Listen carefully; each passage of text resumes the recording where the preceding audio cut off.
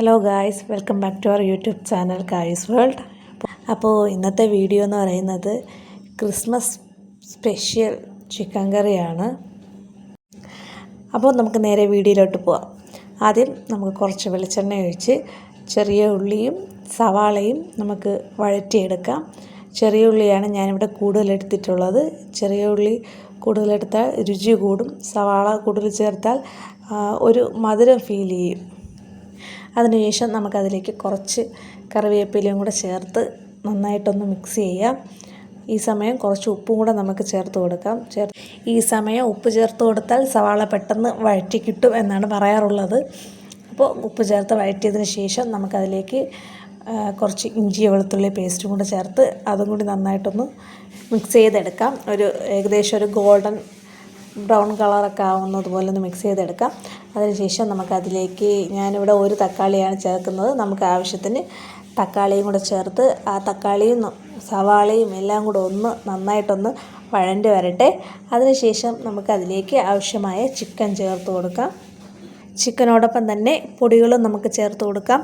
മുളക് പൊടി ഞാനിവിടെ സാദാ മുളക് പൊടിയാണ് ഉപയോഗിച്ചിരിക്കുന്നത്. മുളക് പൊടി, മല്ലിപ്പൊടി, മഞ്ഞൾപ്പൊടി, ഗരം മസാല ഇത്രയും ചേർത്ത് നമുക്കൊന്ന് നന്നായിട്ട് ഇത് ഒന്ന് വഴറ്റിയെടുക്കണം. എല്ലാ കഷ്ണങ്ങളിലും മസാലയൊക്കെ നന്നായിട്ടൊന്ന് പിടിച്ച് വരട്ടെ. അതിനോടൊപ്പം തന്നെ നമുക്ക് കുറച്ച് നാരങ്ങയുടെ നീരും കൂടെ ചേർത്ത് കൊടുക്കാം. ഒരു പകുതി നാരങ്ങയുടെ നീരാണ് ഞാനിവിടെ ചേർത്ത് കൊടുത്തിരിക്കുന്നത്. ആ നാരങ്ങയുടെ നീരും കൂടെ ചേർത്ത് നന്നായിട്ടൊന്ന് മിക്സ് ചെയ്തതിന് ശേഷം നമുക്കത് കുറച്ച് നേരം ഒന്ന് അടച്ച് വെച്ച് വേവിക്കാം. അപ്പോൾ ആ സമയം കൊണ്ട് തന്നെ അതിലുള്ള വെള്ളമൊക്കെ ഒന്ന് ഊറി വരും. അപ്പോഴേക്കും ആ പൊടികളുടെ ഒരു പച്ച മണം നമുക്ക് മാറിക്കിട്ടും. ഇനി നമുക്കിതിലേക്ക് വെള്ളം ചേർത്ത് കൊടുക്കാം.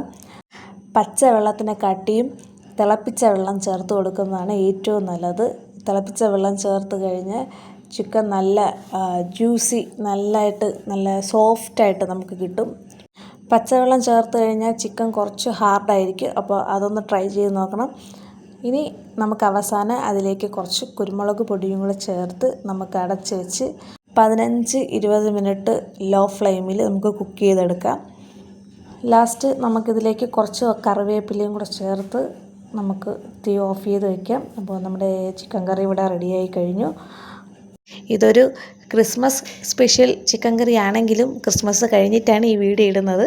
അപ്പോൾ ഇന്നത്തെ വീഡിയോ ഇത്രയേ ഉള്ളൂ. വീഡിയോ ഇഷ്ടപ്പെട്ടാൽ നമ്മുടെ ചാനലൊന്ന് സബ്സ്ക്രൈബ് ചെയ്യുക. നിങ്ങളുടെ അഭിപ്രായങ്ങൾ കമൻറ്റായിട്ട് രേഖപ്പെടുത്തുക. പുതിയൊരു വീഡിയോയുമായിട്ട് വീണ്ടും കാണാം. അപ്പോൾ എല്ലാവർക്കും ബൈ.